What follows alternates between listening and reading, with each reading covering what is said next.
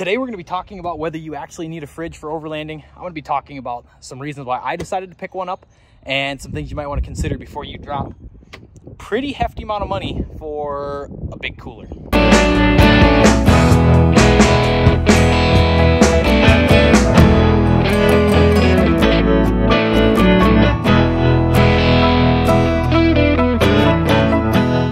So the fridge I'm going to be talking about today is actually from Set Power. I picked it up full price.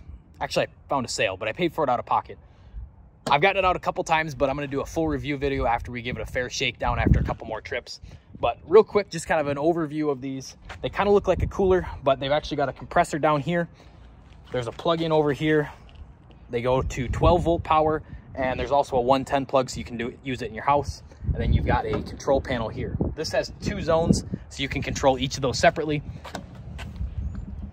So we've got, I'm going to use this as the freezer side, and this is the fridge side. Maybe a couple of things of ice cream down in there, you never know. But you can use them both as a refrigerator. Take that divider out if you want to use the whole thing. So, like I said, you don't need one of these. It's definitely going to make it a lot easier. And that's part of why I picked it up. I didn't want to have to rely on ramen noodles and whatever else we could find and keep in a cooler. I hate using ice and everything just gets soggy.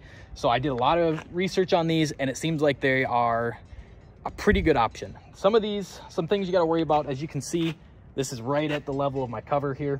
So fitting it in there is a little bit interesting. I got to kind of like lift this up to slide it under. Not that big a deal. You can throw it in the cab also. Other things, you got to have a way to power this. So if you don't have a power station or a plug in the bed or something like that, you're kind of out of luck. The other thing is, unlike a cooler, these have to be on and running all the time. You can't just plug it in, let it go, and shut it off. So if you're taking some longer trips and you don't want to be limited by what food you can use, I'd say this is a pretty good option.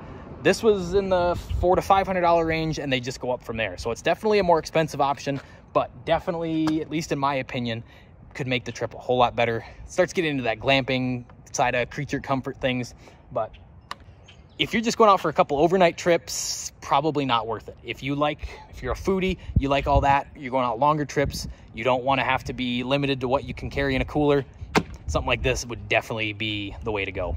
Well, we did that in time.